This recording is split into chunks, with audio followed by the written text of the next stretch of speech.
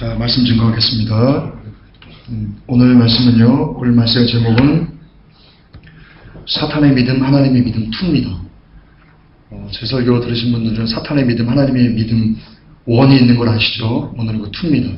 오늘은 4가지에 걸쳐서요, 우리가 믿는 믿음, 그러니까 사탄이 우리에게 심어준 믿음이 무엇이고 하나님께서 요구하시는 믿음은 무엇인지 그것을 여러분 대비해서 제가 살펴드리고요. 그러면 여러분들이 이제 신앙생활 하는데 어떻게 하나님을 믿는 것이 올바르게 믿는 거구나 라는 것을 알 수 있습니다. 이게 왜 중요하냐면요, 여러분 많은 사람들이 믿음이라는 것을 갖고 오늘도 이 삶을 살아갑니다. 그렇죠? 지금도 수많은 교회에서 하나님을 믿는다는 믿음을 가지고 이 땅을 살아가는데요, 그런데 안타깝게도 여러분 지옥 간증을 들으신 분은 아시겠지만 안타깝게도 죽고 나서요, 그들이 이렇게 외칩니다.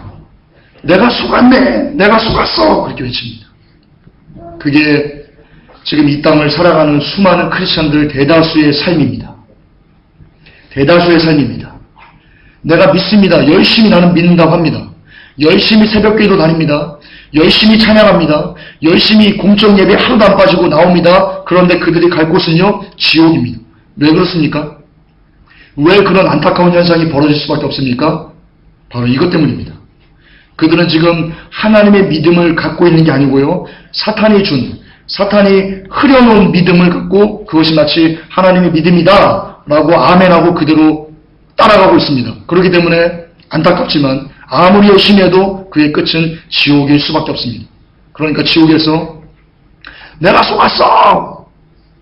이 목사 이 새끼들! 이렇게 욕하는 겁니다. 그런데요, 성경은요, 이렇게 얘기합니다. 하나님께서 미혹을 허락하셨는데 여러분 그게 다 미혹에 걸려서 그렇게 된 겁니다. 그러니까 사탄의 믿음을 진짜 하나님의 믿음이라고 여기는 이유가 저희가 미혹됐기 때문입니다. 그런데 하나님께서요, 그 미혹되는 그 이유가 뭐냐면 너희들이 그런 메시지를, 그러니까 사탄의 믿음을 너희들이 좋아하기 때문이다 라고 하십니다. 그러니까 여러분 이제 이 설교를 들으시고요, 여러분들은 결단하셔야 됩니다. 지금까지는 사탄의 믿음이 하나님의 믿음인 줄 알고 신앙생활 했다면요, 이제 이 설교를 듣고 나서는요, 여러분은 돌이키셔야 됩니다. 아니면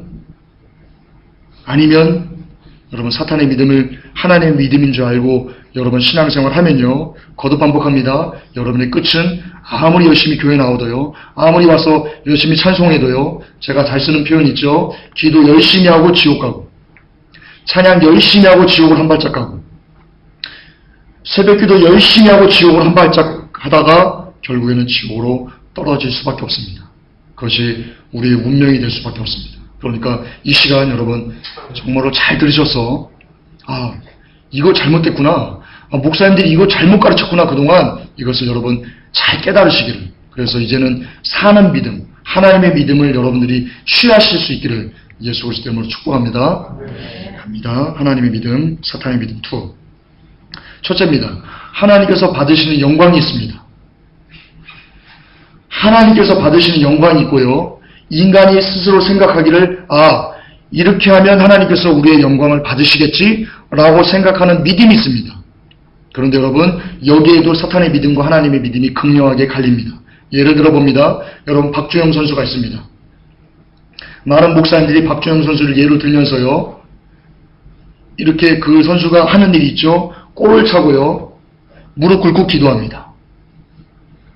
얘기합니다. 목사님들이 자, 이렇게 성공해서 하나님께 영광을 돌리면, 매스컴에서 이렇게 영광을 돌리면 하나님이 그 영광을 받으신다라고 이야기합니다. 연예인들이 시상식에서요 고백합니다. 나는 하나님의 그 어떤 그 능력 때문에, 하나님 때문에 이 자리에 왔습니다 라고 이렇게 영광을 돌리면요, 많은 목사님들이 이렇게 얘기합니다. 보라고, 세상에서 이렇게 열심히 하고 잘 돼서 하나님께 영광을 돌리면 하나님이 얼마나 큰 영광을 받으시겠냐고 라고 이야기합니다. 제가 명쾌하게 말씀드립니다. 이거 사탄의 믿음입니다. 진짜입니다. 성경에 나옵니다. 여러분 출애굽기 15장 20절에 보면요, 출애굽기 15장이 이런 얘기입니다. 어떤 내용이냐면 이스라엘 백성이요 홍해를 건넙니다. 그 전에요, 홍해를 건너기 전에 어떤 일이 있었냐면요, 이스라엘 애국 군대가요, 이집트 군대가 죽이려고 쫓아옵니다. 앞에는 홍해물이 가로막혀 있습니다. 거기 중간에 끼어 있습니다, 이스라엘 백성이. 그래서 모세를 원망합니다. 모세에게 욕합니다. 야, 모세야, 애굽에 매장지가 없어서 왜 나와가지고 우리가 이렇게 죽게 만드냐? 막 원망합니다. 그때 모세가 지팡이를 듭니다. 그러니까 하나님께서 밤새도록 동풍이 불게 하시고요. 그리고 애국 군대에게는 어둠을 임하게 해가지고요, 이스라엘로 건너오지 못하게 막고 있는 상태에서 밤새도록 동풍이 붑니다. 그러면서 홍해 바닷물을 밀려 올려서 벽을 쌓게 만듭니다.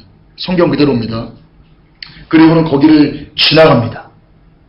이스라엘 백성 장정만 200만이니까요. 동물, 소, 이런 어린아이 다 합치면요, 약 800만 가까이, 600만 가까이 있는 인원들이요, 그 홍해를 바다를 건너서 삽니다. 그리고는 하나님께서 어둠을 그치게 하니까 이집트 군대가 막 쫓아옵니다. 그때 하나님께서 막아있던 그 물을요, 홍해물을요, 다시 흐르게 합니다. 그랬더니 거기에 몰살당합니다. 그때 출애굽기 15장 20절에 이렇게 나옵니다. 아론의 누이 선지자 미리암이 손에 소고를 잡으매 모든 여인도 그를 따라 나오며 소고를 잡고 춤추니 21절에 미리암이 그들에게 화답하여 가로되 너희는 여호와를 찬송하라. 그는 높고 영화로우시며 말과 그 탄자를 바다에 던지셨음이로다 하였더라 라고 이야기합니다. 그런데 여러분, 이렇게 여호와를 찬양하고 나서요, 그 다음에 15장 22절, 23절, 24절에요, 물이 없음으로 이스라엘 백성이요, 모세를 또 원망합니다. 또 죽이려고 합니다. 그런데 하나님께서 뭐라고 합니까? 이 이스라엘 백성들이 모세 너를 원망한 게 아니고 나를 원망하는 거다라고 합니다. 자, 보세요. 하나님께서요, 막 이스라엘 백성들이 구원받았어요. 구원받으니까 막 들떠요. 막 들뜨면서 막 찬송해요. 여호와를 찬송하라 그래요. 이때 하나님께서요, 잠잠하십니다. 그 찬양 받지 않으셨어요. 성경 잘 보세요. 그냥 그대로 그냥 묵묵부답이셨어요. 왠지 아십니까? 하나님은 이들의 마음을 알아요. 이들이 비록 그 홍해를 건넜지만, 어떤 하나님의 영광을 이들이 체험했지만, 그것이 하나님 때문이 아니고 자기들이 살아났기 때문에, 자기들이 어떤 것을 성취했기 때문에, 죽음에서 놓였기 때문에, 이런 즐거움 때문에 하나님을 찬양했다는 것을 하나님이 아신 거예요. 왜냐하면 그 후에 하나님께서 그것을 우리에게 증명해 줍니다. 바로 멀리 가지도 않아요. 조금 더 15장 22절에 모세가 홍해에서 이스라엘 인도하며 그들이 나와서 수르 광야로 들어가서 거기서 사흘 길을 행하였으나 물을 얻지 못하고, 그러니까 사흘 지났어요. 이스라엘 백성이 홍해로부터 건진받은 거, 이집트의 백성들로부터 죽음에서 건진받은 게 3일 지났어요. 3일 딱 지났는데 원망하기 시작해요. 하나님이 아신 거예요, 이들은. 다시 강조합니다. 이들이 소고치면서 춤추며 여호와를 찬양했던 것이 하나님의 거룩하신 영광을 보고 하나님 때문에 하나님의 영광을 찬양한 게 아니고, 자기들이 그저 죽음에서 놓였기 때문에, 우리로 이렇게 바꾸면요, 하나님 그분 때문에 우리가 하나님을 영화롭게 한 게 아니고, 내가 골을 넣어서 그 골이 있기 때문에, 나의 유익과 나의 만족과 나의 어떤 것을 충족시켰기 때문에 그가 하나님 앞에 기도하는 모습을 보였다는 것을 하나님이 아신다는 겁니다. 그러니까 하나님은 그런 영광을요, 받지 않으십니다. 하나님은 그런 영광 받지 않으십니다. 여러분 볼까요? 예수님께서요, 요한복음 6장에 보면요, 보리떡 5개 그리고 물고기 2마리로요 5,000명을 먹였어요. 장정만 5,000명입니다. 거기 아이 그리고 여자들까지 다 치면요, 여러분 얼마나 많은 사람들이 거기서 먹었는지 모릅니다. 그런데요, 먹자 요한복음 6장 15절에 이렇게 기록되어 있습니다. 그러므로 예수께서 저희가 와서 13절부터 볼게요. 이에 거두니 보리떡 5개로 먹고 남은 조각 12바구니에 찼더라. 14절에 그 사람들이 예수의 행하신 이 표적을 보고 말하되 이는 참으로 세상에 오실 그 선지자라 하더라. 15절에 그러므로 예수께서 저희가 와서 자기를 억지로 잡아 임금 삼으려는 줄을 아시고 다시 혼자 산으로 떠나가시니라. 무슨 말이냐면요, 예수님께서 기적을 행하셨습니다. 수만 명의 사람들을 먹였어요, 그때. 그러니까 사람들이요, 예수님을 잡아서 왕을 삼으려고 그랬습니다. 인간적으로 보면요, 인간적인 눈으로 그동안 우리가 배워왔던 가치관으로 보면요, 이것을 뭐라고 해석합니까? 사람들이 예수 그리스도에게 영광을 올려드렸구나, 영광을 올려드리는 것이구나 라고 이야기할 수 있습니다. 그렇게 배워왔기 때문입니다. 그런데요, 예수님께서 지금 영광을 받으셨습니까? 예수님께서 그들이 왕이시라는 그 메시지를 그대로 아멘하시고 그래 내가 왕이 되어줄게 라고 하셨습니까? 아닙니다. 예수님께서 뭐라고 하십니까? 26절에 예수께서 대답하여 가라사대 내가 진실로 진실로 너희에게 이르노니 너희가 나를 찾은 것은 내가 너희들이 진짜 메시아 왕인 것을 너희들이 깨달았기 때문이 아니고 이런 표적을 본 까닭이 아니고 너희가 떡을 먹고 배불렀기 때문에 나를 찾은 거다라고 하십니다. 예수 그리스도가요 이 영광을 안 받으신 거예요. 오병이어 기적이 일어났어요. 사람들이 막 예수여 예수여 막 이랬어요. 막 종려나무 가지를 흔들고 막 다윗의 자손이여 막 흔들었어요. 근데 예수님께서는 그들의 마음을 아셨어요. 너희들이 내가 진짜 너희들의 생명을 주는 그런 메시아로서 그러니까 오직 예수인 나만 보고 너희들이 영광을 돌린 게 아니고 너희들이 떡을 먹고 배가 불렀기 때문에 너희들의 유익과 너희들의 만족과 너희들이 추구하는 어떤 것을 내가 너희들이 해줬기 때문에 그러니까 너희들이 육체의 소욕을 그대로 아내내기 때문에 네가 나에게 영광을 올리는구나 라는 것을 예수님이 아셨다는 거예요. 그리고는 그런 영광은 하나님께서 받지 않으신다는 겁니다. 마찬가지입니다. 여러분의 삶이 있습니다. 여러분이 추구하는 어떤 것들이 있습니다. 가령 여러분들이 시험 공부를 했다고 칩시다. 그런데 잘 봤어요. 기도한 대로 잘 봤어요. 그리고는 간증합니다. 하나님, 내가 이렇게 40일 기도했는데 하나님께서 응답하셨습니다. 죄송하지만 그 영광을 하나님께서 안 받으실 확률이요. 받으실 확률보다 더 높습니다. 한 9대 1로 보시면 됩니다. 하나님이 받으시는 영광, 하나님께서 정말로 요구하시는 그 영광은 뭔지 아십니까? 먼저 결론을 말씀드릴게요. 그리고 성경적인 증거를 드릴게요. 하나님께서 진짜 받으시는 영광은요. 내가 열심히 기도했습니다. 내가 열심히 주의 뜻을 믿고 의지하고 열심히 공부하고 열심히 기도했습니다. 내가 어떤 이루고자 하는 꿈과 비전이 있습니다. 열심히 그것을 위해서 했습니다. 그런데 아니 됐습니다. 내 뜻대로 아니 됐습니다. 그러나 그럴지라도 그리하실지라도 하나님을 찬양합니다. 하나님 영광 받으십시오. 라는 고백을 주께 올려드릴 때 그때 예수님이 영광 받으십니다. 그때 우리 하나님이 영광 받으십니다. 여러분의 소욕이 철저하게 부서질 때 그때도 하나님이 살아계십니다. 하나님 위대하십니다. 하나님이 전능하십니다. 하나님만이 최고입니다. 라고 고백을 올려드릴 때 그때 하나님께서 진짜 영광을 받으시는 겁니다. 아멘. 그렇습니다. 비록 박주영 선수가 골을 못 넣습니다. 골을 못 넣어도 90분 하프타임이 다 끝나고 골을 못 넣었어요. 아무것도 못 넣었어요. 평점 막 4점 받았어요. 그럴지라도 그라운드 안에서 무릎을 꿇고 하나님 감사합니다라고 기도할 때 그때 하나님이 영광 받으시는 겁니다. 그렇습니다. 이게 사탄의 믿음 그리고 하나님의 믿음을 혼동한 겁니다. 우리는 우리가 어떤 것을 추구하고 어떤 유명인이 되고 유명인사가 되고 그리고 이 땅에서 뛰어난 무언가를 해서 하나님께 올려드릴 때만 영광 받는다고 착각하면서 살아가고 있습니다. 착각입니다. 심각한 착각입니다. 하나님의 영광은 하나님이 받으시는 영광은 그곳에 있지 않습니다. 성경을 증거로 되겠습니다. 다니엘서 3장 18절에요. 사드락 메삭 야고보가 나옵니다. 아벳느고가 나옵니다. 그들이요 그 왕의 신사에게 절하지 않았습니다. 그래서 끌려갔습니다. 그러고 얘기합니다. 야, 너희들에게 마지막 기회를 주겠어. 마지막 기회를 주겠어. 나에게 절해. 아니면 너희들 저 극렬히 타는 풀무불에 던져 넣어버릴 거야. 그때 다니엘 3장 18절에 사드락 메삭 아벳느고가 이렇게 고백합니다. 그리 아니하실지라도 왕이여 우리가 왕의 신들을 섬기지도 아니하고 왕의 세우신 금신사에게 절하지도 아니할 줄을 아옵소서라고 합니다. 그러니까 집어던집니다. 풀무불에.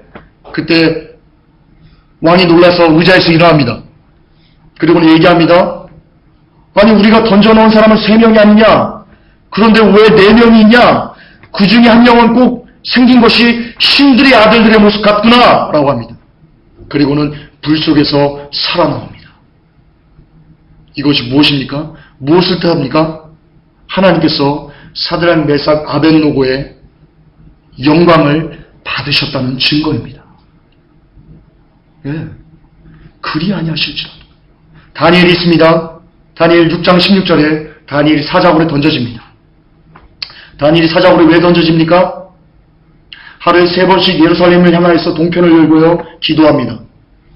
그것을 못하게 법으로 했는데 그리 아니었을지라도 내가 이 기도하는 것을 쉬지 않겠다는 믿음을 가지고요 여전히 똑같이 자기의 생명이 죽든 말든 관계없습니다. 여전히 똑같이 창문을 열고 예루살렘을 향해서 기도합니다. 그것 때문에 사자굴에 던져집니다.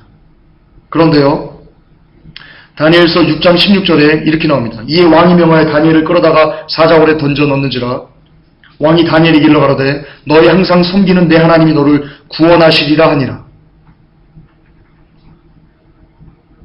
그리고는 실제로 다니엘이 사자굴에서 나와서 뭐라고 얘기합니까?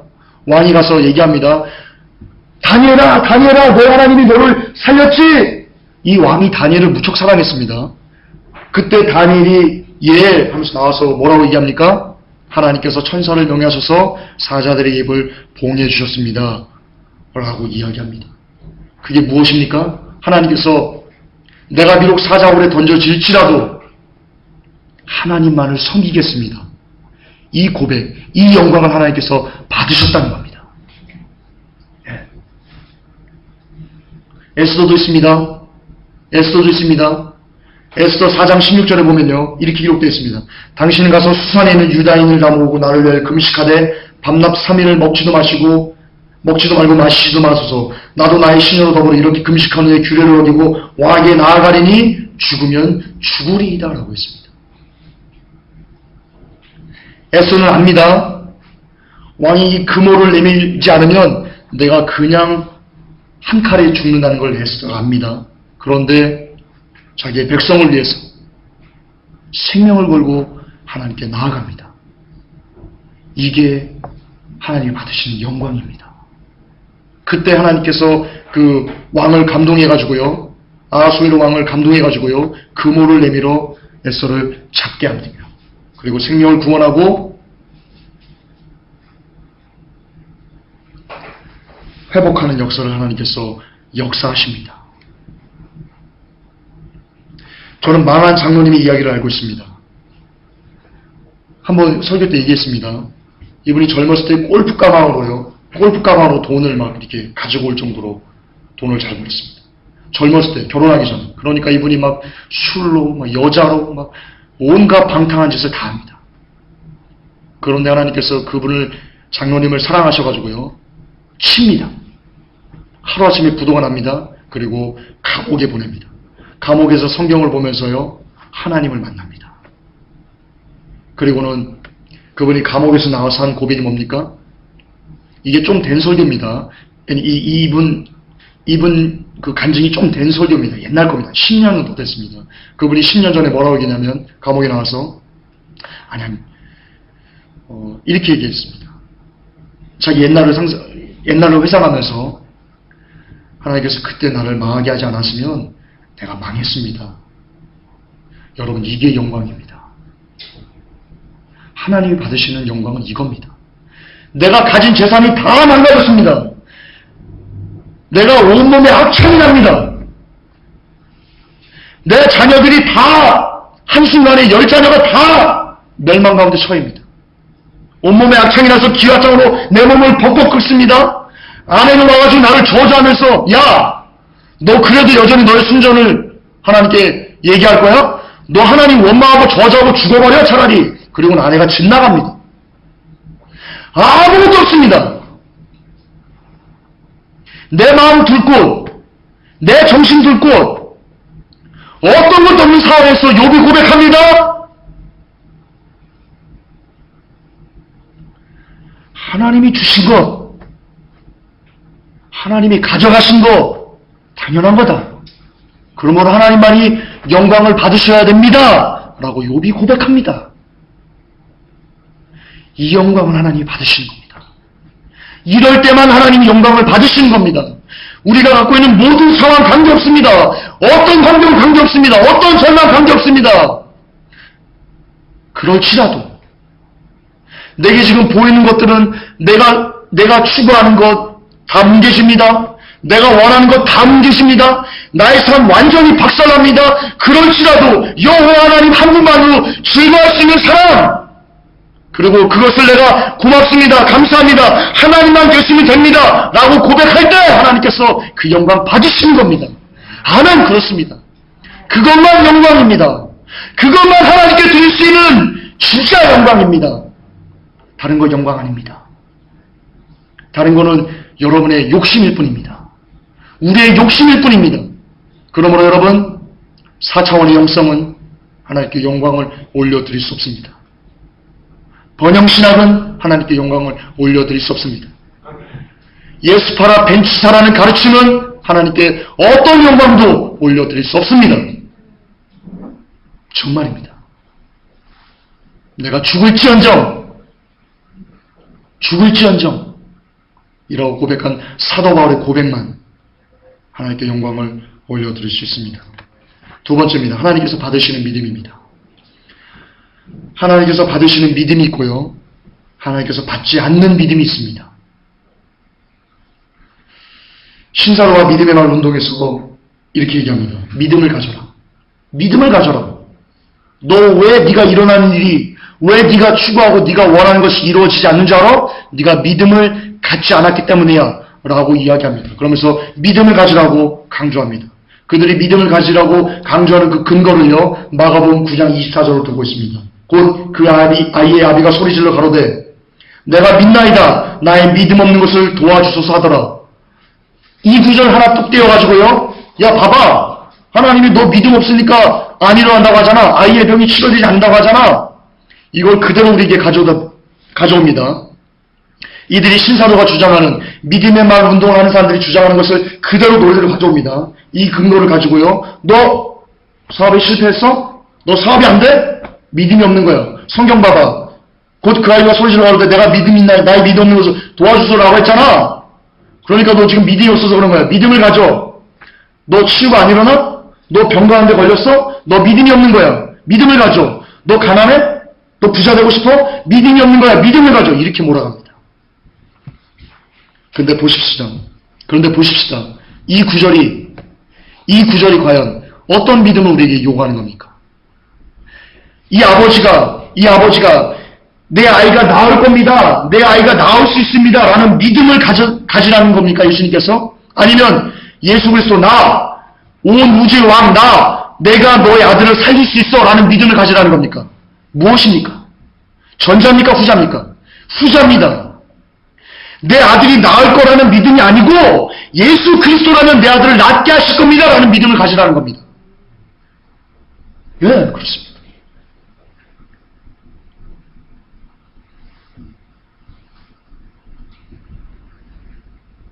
또요, 베드로가 있습니다. 마태복음 14장 28절에 보면요, 베드로가 대답하여 가로되 주여 만일 주시어든 나를 명하사 물 위로 오라 하소서 한데 이렇게 나옵니다. 베드로가 물 위를 걸었습니다. 베드로가 물 위를 걸을 때 믿음이 있었으니까 물 위를 걷었겠죠. 그런데 베드로가 가진 믿음이 무엇입니까? 내가 예수 그리스도 없이도 내가 물 위를 그냥 걸어갈 수 있어 라는 믿음을 베드로가 가졌습니까? 아니면 예수가 창조주시면 나를 명해서 물 위를 걷게 할 수 있습니다 라는 믿음을 베드로가 가졌습니까? 뭡니까? 예, 예수 그리스도라면, 바다 위를 걸어오시는 창조주 하나님이시라면 나를 명하여 물 위를 걷게 할 수 있습니다 라는 믿음, 베드로가 가진 믿음은 이 믿음입니다. 절대 예수 없이 어떤 믿음이 아닙니다. 그런데 신사도 운동, 그리고 믿음의 말 운동은요, 무엇을 강조합니까? 예수 없습니다. 예수 필요 없습니다. 그냥 믿으면 됩니다. 이런 뉴에이지입니다. 시크릿입니다. 긍정의 힘은 시크릿입니다. 4차원의 영성은 시크릿입니다. 그렇습니다. 시크릿입니다. 또 하나 볼까요? 마태복음 15장 27절에 보면요. 수로보니에게 여인이 나옵니다. 수로보니에게 여인이요. 딸이 귀신 들렸습니다. 예수께 나옵니다. 예수님 고쳐주십시오. 예수님이 얘기합니다. 예수님께서 죄송하지만 쇼하십니다. 그 아이에게, 그 여인에게. 그 여인의 믿음을 우리에게 알려주기 위해서 예수님께서 그 상황을 이렇게 연극하십니다. 아니, 너 개야. 나는 유대인들에게만 보냄받았거든. 나는 개에게는 먹을 것을 주지 않는다. 라고 이야기합니다. 그러니까 너는 개이기 때문에 내가 너를 고쳐주지 않을 거야. 라고 이야기합니다. 너의 소원을 들어주지 않을 거야. 라고 얘기합니다. 그때 수로보니에게 여인이 이렇게 얘기합니다. 주님, 나 개 맞습니다. 그런데요, 주님, 생각해 보십시오. 개들도 주인의 밥상에서 떨어지는 부스러기는 먹지 않습니까? 나 개 맞습니다. 그런데 제발 그 부스러기라도 좀 주십시오. 이게 무슨 믿음입니까? 내 아이가 살아날 거라는 믿음입니까? 예수 없이 그냥 내 아이가 살아날 거야. 내가 믿으면 살아날 수 있어. 이 믿음입니까? 아니면 예수 그리스도라면 내 딸을 살릴 수 있습니까? 라는 믿음입니까? 예. 너무나 명확합니다. 너무나. 예수 없이는요. 아무것도 아닙니다. 예수 그리스도 없이는요. 우리의 믿음이 아무것도 아닙니다. 완전 쓰레기입니다. 예수 그리스도 없이 믿는 믿음은 여러분 쓰레기입니다. 예. 어떤 능력도 이 땅에서 나타낼 수 없습니다. 케네스 에긴이 이렇게 얘기합니다. 너 빈지갑이 있어? 네 빈지갑이 채워질 거라고 상상해. 그리고 믿음을 갖고 입으로 선포해. 그러면 너의 빈지갑이 충만해질 거야. 라고 이야기합니다. 그곳에 예수가 있습니까? 그 믿음에 예수 그리스도가 있습니까? 케네스 에긴의 메시지는 쓰레기입니다. 신사도의 메시지는 쓰레기입니다.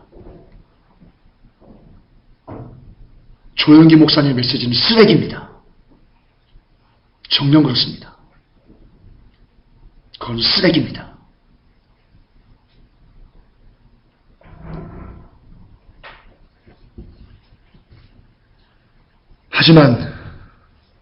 하지만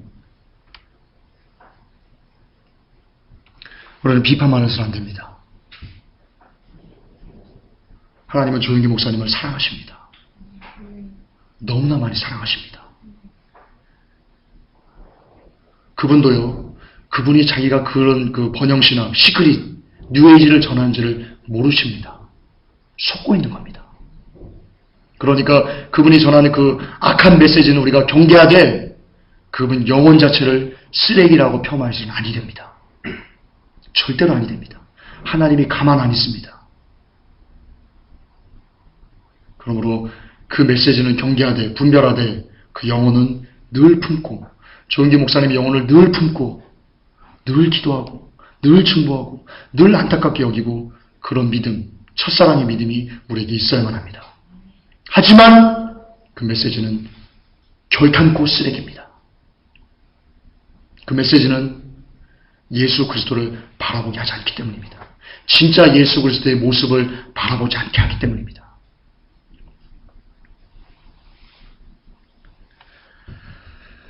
세 번째 믿음입니다. 하나님께서 우리가 갖기를 원하시는 믿음이 있습니다. 하나님께서 우리가 갖기를 원하는 믿음이 있습니다. 뭐냐면요. 여러분 다윗과 사울을 보시죠. 다윗과 사울을 열왕기상, 사무엘상, 사무엘하, 열왕기상, 열왕기라로 여러분이 봅니다. 그걸 보면서요. 우리도 모르게 우리의 모습을요. 다윗에게 대입시켜 봅니다. 여러분이 소설을 봅니다. 영화를 봅니다. 그러면 여러분들은 그 영화의 주인공의 여러분들의 감정을 대입시킵니까? 아니면 조연에 대입시킵니까? 주로 조연입니다. 그렇죠. 그게 우리의 어그러진 마음인데요. 그런데 실상 다윗과 사울도 똑같은데 다윗과 사울을 읽으면서 우리는 다윗이 우리인 것처럼 우리가 다윗인 것처럼 다윗이 아파하면 우리도 같이 아파하고 다윗이 슬퍼하면 같이 슬퍼하고 다윗이 왕이 돼서 막 승승장구하면 우리도 마치 왕이 된 것처럼 승승장구합니다. 그러면서 사울을 읽을 때는요. 다윗의 대적 사울을 읽을 때는요, 그냥 별 감각 없이 무감각하게 읽곤 합니다. 그런데 실상은 여러분 스스로의 삶을 돌아보십시오. 여러분이 다윗의 삶입니까? 아니면 사울의 삶에 가깝습니까? 여러분은 다윗에게 가깝습니까? 사울에게 가깝습니까? 사울은 늘 다윗을 시기합니다. 질투합니다. 미워합니다. 살인하려고 합니다. 죽이려고 합니다. 쫓아다닙니다. 거짓말을 만들어서 다윗을 공경에 빠뜨립니다. 그런데 다윗은 그것을 참습니다. 인내합니다. 용납합니다. 이해합니다. 여러분은 어떤 삶입니까? 여러분은 다윗입니까? 사울입니까? 저는 사울입니다. 저는 성경에서 다윗의 모습이 저의 모습이 아니고요, 사울의 모습이 저의 모습입니다. 여러분도 같을걸요? 여러분도 원망하고 저주하고 말을 만들어서 내고 쉽게 마음으로 살인하고 마음으로 간음하고 그렇게 하나님께서 싫어하는 것들이란 늘 우리의 삶을 행하고, 그렇다면 여러분들 성경을 보면서 사울의 모습을 보면서 여러분은 아파야 됩니다. 이게 난데, 이게 내 모습인데, 정녕 그래야 하셔야 됩니다. 그런 믿음을 여러분이 가셔야 됩니다. 성경을 보면서 다윗의 믿음처럼 되게 하십시오라는 믿음이 아니고, 사울을 보면서 하나님 내 모습이 사울입니다, 용서하십시오, 이걸 벗어나게 하십시오라는 믿음의 기도가 여러분의 기도가 되어야 됩니다. 그게 하나님께서 이 시간 우리에게 갖기를 원하시는 믿음입니다. 모세와 고라 자손이 있습니다. 그 성경을 보면서요, 고라 자손이 모세를 대적하다가 땅이 갈라져서 다 죽인 나라입니다. 그런데 우리는 그걸 보면서요, 통쾌하게 여깁니다. 목사님들 설교할 때 통쾌하다고 얘기합니다. 목사 대적하지 말라고 얘기합니다. 그런데 그렇게 얘기하는 목사 자신이 고라 자손입니까? 모세입니까? 우리가 모세의 삶입니까? 고라 자손의 삶입니까? 우리는 고라 자손의 삶입니다. 그러므로 땅이 갈라져 죽으면요, 통쾌하다고 여기면 안 되고요, 아하! 나도 죽을 수 있구나! 라고 생각하셔야 됩니다. 그게 사는 길입니다. 네, 그렇습니다. 베드로와 유다가 있습니다. 베드로는 예수를 저주하고는 돌이켜 회개했죠. 그런데 유다는 자기의 죄를 회개하지 않고 목매달아 죽어서 땅에 떨어져 창자가 터져서 비참하게 죽었습니다. 그걸 보면서요, 우리는요, 우리가 유다처럼 될 수 있다는 것을 보셔야 됩니다. 그쪽 믿음을 가져야 됩니다. 왜냐하면 우리는 회개할 확률보다 회개하지 않고 그냥 죽어버릴 확률이 더 높기 때문입니다. 그렇기 때문에 교훈은요, 베드로에게 있지 않습니다. 우리가 진짜 얻어야 될 교훈은요, 예수님께서 우리들이 성경을 읽으면서 보기를 원하시는 그 진짜 하나님의 믿음은요, 회개한 베드로를 보는 것이 아니고요, 그대로 죽어서 창자가 터져 죽은 유다를 보기를 원하고 계십니다. 네, 그렇습니다. 사울과 바울도 마찬가지입니다. 여러분, 사울은 기억하지 않습니다. 우리가 설교 들을 때도요, 사울에 대해서는 설교하지 않습니다. 늘 바울. 그런데 우리의 삶이 회심한 바울의 모습입니까? 사울의 모습은 아니던가요? 사울의 모습에 더 가까울걸요? 회심하기 전에 사울의 모습이 지금 현재 우리들의 모습일걸요? 그러면 우리들은 그 성경을 통해서 무엇을 발견해야 됩니까? 사울의 모습을 발견해야 됩니다. 네, 정녕 그렇습니다. 마지막으로 여러분, 세리와 바리새인도 그렇습니다. 바리새인이 회당 거리에서 기도합니다. 하늘을 우러러보면서, 하나님, 내가 저 세리와 같지 않음을 감사합니다. 나는 2일에 2번씩 금식하며 11조도 하며 이것도 하고 저것도 하고 그렇습니다. 그런데 저 더러운 세리는 그러지 못합니다 라고 기도합니다. 그때 세리가 기도합니다. 회당 문에 들어가지도 못하고 그 밖에서 무릎을 꿇고 머리를 조아리고 기도합니다. 하나님, 내가 죄인입니다. 나를 불쌍히 여겨주십시오.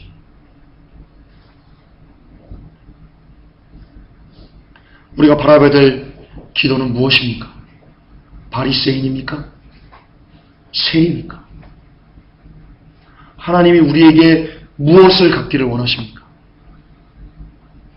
그런데 우리는 실상 세리와 같은 그 아름다운 기도는 하지 않습니다. 교회에서 직분을 맡으면 세리처럼 되지 않습니다. 교회 주인 행세합니다. 장로가 주인 행세합니다. 목사가 주인 행세합니다. 집사가 주인 행세합니다. 바리새인처럼 교회 와서 나 11조 많이 합니다. 나 기도 많이 합니다. 나 성경 많이 봅니다.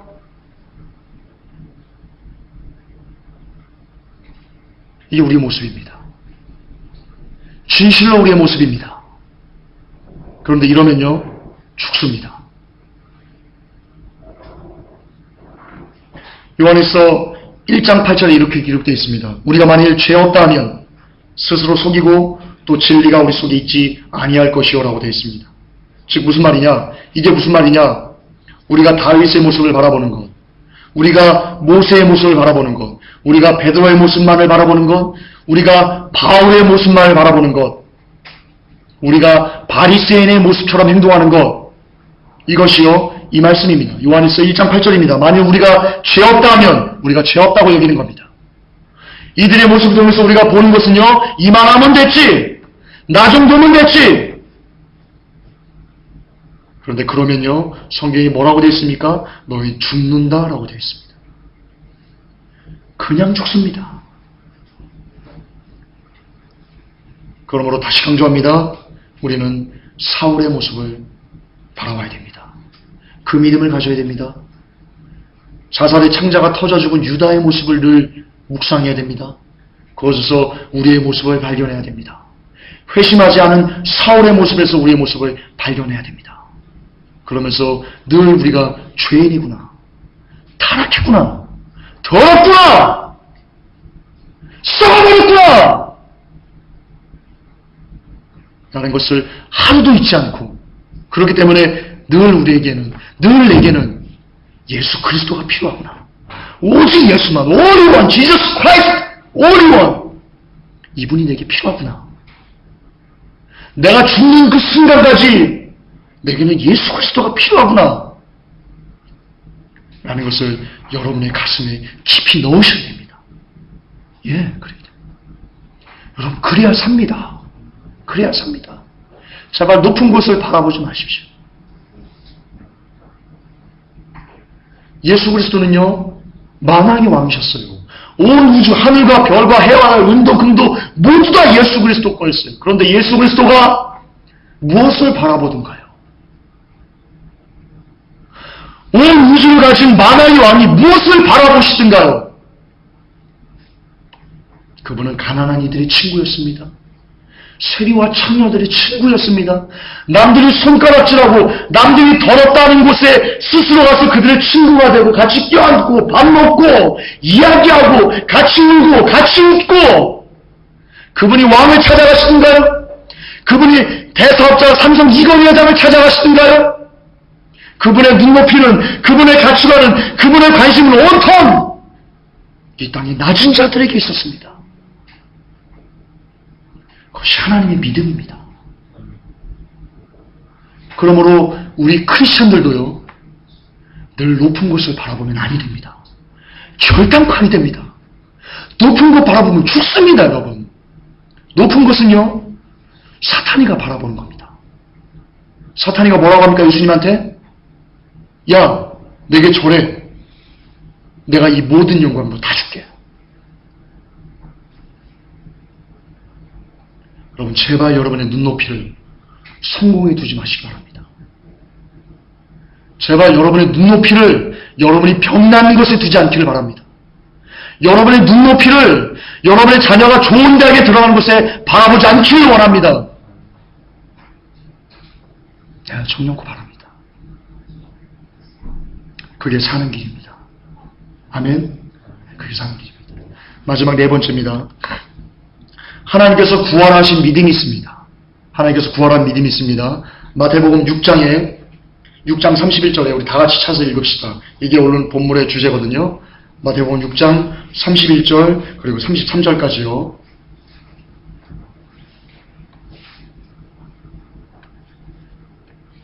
하나님께서 구원하신 믿음입니다. 같이 읽습니다. 그러므로 염려하여 이르기를 무엇을 먹을까, 무엇을 마실까, 무엇을 입을까 하지 말라. 이는 다 이방인들이 구하는 것이라. 너희 천국께서 이 모든 것이 너에게 있어야 할 줄을 아시느니라. 33절에 너희는 먼저 그의 나라와 그의 의를 구하라. 그리하면 이 모든 것을 너에게 더하시리라 라고 하셨습니다. 여러분, 이 마지막인데요. 하나님께서 우리에게 구원하신 믿음이 뭐냐면요. 무엇을 먹을까, 무엇을 마실까, 무엇을 입을까 염려하지 않는 믿음을 요구하십니다. 왜 그런지 압니까? 여러분, 이것을 단순히 그냥 치부하면 안 됩니다. 이 믿음은 어떤 믿음과 연결되어 있냐면요. 여러분들이 천지창조를 믿는가? 라는 믿음과 여러분 연관되어 있기 때문입니다. 보십시오, 여러분. 여러분, 원숭이 따위로 진화되지 않았습니다. 그런데 이 세상은요, 반드시 존재케 한 이가 있기 때문에 우리가 존재한 겁니다. 그렇죠? 하나님이 천지를 만드셨습니다. 금도, 은도, 온 우주도, 여러분 한 사람 한 사람도, 여러분의 부모님도, 여러분의 할아버지도, 할아버지의 할아버지도, 우리의 모든 조상도, 이 땅에 존재하는 모든 것들이 하나님이 만드셨습니다. 그분은 전능자십니다. 그분이 심지어요, 우리의 머리카락 하나까지 다 세신받아 된다 했습니다. 그리고요, 참새 한 마리가 한 아사리에 팔리는 것, 그리고 참새 한 마리가 이 땅에 떨어지는 것도 하나님의 허락이 없으면 안 된다고 되어 있습니다. 그만큼 하나님은 전능하신 분입니다. 완전한 전능이 하나님의 손에 있습니다. 그것이 하나님의 능력인데요. 성경은 뭐라고 얘기합니까? 그분이, 그 하나님이, 그 전능하신 하나님이 우리의 아버지라고 하고 있습니다. 그분이 우리 아버지시랍니다. 우리의 부모님이시랍니다. 그리고 그분이 얘기합니다. 그런 능력자가 얘기합니다. 32절에 이 모든 것이, 우리가 먹는 거, 입는 거, 마시는 거, 이 모든 것이 너에게 있어야 할 줄 내가 안다. 광나! 내가 알아, 엄마, 너 뭐 필요한지. 너 지금 네가 이게 있어야 되는 거, 너 이 옷 입어야 되는 거, 근데 네가 돈 없는 거 내가 알아. 내가 전능자인데, 내가 온 우주를 만든 하나님인데 내가 네 아버지야. 그러므로 네가 있어야 될 것을, 네가 이 땅에 태어나서 죽을 때까지 네가 가져야 될 모든 것, 네가 필요에 따라 있어야 될 모든 것 내가 다 알아. 근데 네가 왜 염려해? 네가 염려하는 것을 왜 염려하는 줄 알아? 네가 나를 믿지 않기 때문이야. 내가 전능함을, 내가 너희 아버지를 네가 믿지 않기 때문에 네가 지금 염려하는 거야 라고 하나님이 말씀하신 거예요. 그러면서 하나님께서 뭐라고 하세요? 내가 모든 것이라는 것을, 내가 너에게 모든 것을 알고 있다는 것을 제발 믿어줘. 나 좀 믿어줘. 나 좀 신뢰해줘. 그리고 염려하지 마. 이게 하나님께서 이 시간 여러분들에게 요구하시는 믿음입니다. 이게 하나님의 믿음입니다. 그런데 사탄은요, 무엇을 입을까? 무엇을 먹을까? 나 돈 있어야 되는데. 우리 아이 학원비 보내야 되는데. 늘 전전긍긍하게 합니다. 늘 염려하게 합니다. 그렇기 때문에, 이런 염려이기 때문에요, 기도하라고 합니다. 돈을 위해서 구하십시오. 그러니까 여러분, 케네스 에긴이 계속 얘기 나오는데 하나님께서 그쪽으로 여시는 것 같은데, 케네스 에긴이 여러분 빈 지갑을 채우십시오라는 기도가요, 그런 가르침이요, 마태복음 6장 31절과 정면으로 배치하는 기도인 겁니다. 조영기 목사님이 신랑이 되려면 180 일일이 다 적으세요. 이게요, 이 말씀과 정면으로 대치하는 말씀입니다. 하나님께서는 내가 어떤 배우자가 내게 최고의 배우자인지 하나님이 아십니다. 그러므로 배우자 기도를 할 때도요, 이렇게 기도하셔야 됩니다. 하나님, 그리스도의 영광을 위해서 내게 가장 선한 배우자를 내게 보내주시옵소서. 하나님의 뜻이 이 배우자도 하나님의 뜻대로 내게 이루어지게 하시옵소서 라고 기도해야 됩니다. 여러분 돈을 벌 때도 마찬가지입니다. 여러분이 돈이 얼마씩 있어야 되는지 하나님이 아십니다. 여러분이 100억 있으면 타락하는 거 하나님이 아십니다. 10억 있으면 타락하는 거 아십니다. 그러니까 하나님이 안 주시는 겁니다. 그것을 떼써서 받으면요, 여러분 죽습니다. 여러분의 믿음의 분량만큼, 여러분이 이겨낼 수 있을 만큼, 여러분이 감당할 수 있을 만큼 하나님이 아시거든요. 그러니까 그대로만 하나님 달라고 하시면 됩니다. 그래서 예수님께서 주기도문에 말씀하십니다. 오직 내 뜻이 아니고 아버지의 뜻이 이루어지길 원합니다. 겟세마네 동산에서 얘기합니다. 만일 하실만 하시거든 이 잔을 내게서 거두어 주시옵소서. 그러나 나의 원대로 마옵시고 아버지의 뜻대로 되어지길 원하나이다. 이게 크리스찬의 기도입니다. 이게 크리스찬이 가져야 될 믿음입니다. 그러나 나의 원대로 마옵시고. 내가 원하는 것이 있어요. 나 저 여자랑 결혼하고 싶어요. 나 돈이 한 100억쯤 있었으면 좋겠어요. 나 서울에 좀 갈 수 있으면 좋겠어요. 내가 원하는 육체의 소욕들이 있어요. 그러나 이것을 나의 원대로 하지 마옵시고 오직 아버지의 뜻대로만 되기를 원합니다. 아버지의 뜻이면 나 지방대 가겠습니다. 아버지의 뜻이면 나 군대 가겠습니다. 제발 나의 원대로 되지 않게 해주십시오. 라고 기도하시기 바랍니다. 라는 믿음을 가지시기 바랍니다. 이게 크리스찬이 가져야 될 믿음입니다. 이게 하나님께서 여러분들에게 요구하시는 믿음입니다. 그런데요, 이 믿음을 가지면요, 실상 이 믿음을 가지면요, 결론인데요, 여러분 다 가질 수 있습니다. 33절 이럽니다. 너희는 먼저 그의 나라와 그의 의를 구하라.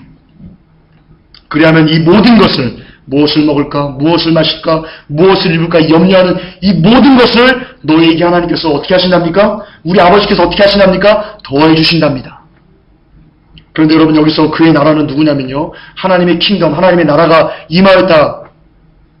세례요한이 얘기합니다. 회개하라, 하나님의 나라가 도래하였다라고 얘기합니다. 그런데 세례요한이 얘기한 하나님의 나라는 누굽니까? 예수 그리스도가 오셨다는 겁니다. 그러니까 그의 나라는요, 너희는 먼저 그의 나라, 그리고 그의, 이게 누구를 뜻하는 거냐면요, 예수 그리스도를 뜻하는 겁니다. 그러니까 우리가 먼저 무엇만 구해야 되냐? 예수 그리스도의 얼굴만 구해야 됩니다. 예수 그리스도에게 들어가는 것만 구해야 됩니다. 예수 그리스도를 우리 안에 영접하는 것만 구해야 됩니다. 내가 예수가 내 안에 들어와서 예수와 함께 동거동락하고 예수 그리스도와 함께 생각하고 예수 그리스도와 함께 먹고 예수 그리스도와 함께 마시고 예수 그리스도로 시작해서 예수 그리스도로 끝나는 것만 구할 때 하나님께서 이 모든 것을 우리에게 더하신다는 겁니다. 아멘. 그렇습니다. 예수로 시작해서 예수로 끝나는 믿음. 그것이 하나님께서 우리가 갖기를 원하는 이 시대 하나님의 믿음인 줄 믿습니다. 아멘. 아멘. 결론입니다. 하나님께서 마지막 시대에 믿는 자를 볼 수 없다고 한탄하셨습니다. 마지막 시대에는 믿는 자가 없답니다. 없답니다. 우리가 말씀드린 이 네 가지 것들, 이것을 변질시킨 믿음들이 이 땅에 많이 나타나서 하나님의 믿음을 사탄의 믿음으로 변개시켜서 사탄의 믿음이 마치 하나님의 믿음인 것처럼 우리에게 가르친다는 겁니다. 그렇기 때문에 믿는 자가 없다는 겁니다. 이럴 때 이런 시대에 회복교회라는 이름 그대로 복음을 회복해서 사탄의 믿음을 거부하고 진짜 하나님의 믿음을 올려들어서 하나님을 하나님되게, 복음을 복음되게, 믿음을 믿음되게 헤어드릴 때 이때 하나님께서는 우리 회복교회 성도님들의 믿음을 보시고요, 좋아하실 겁니다. 즐거워하실 겁니다. 그렇습니다. 그래서 여러분들 이 네 가지 믿음, 진짜 하나님의 믿음을 여러분의 가슴에 삼고요.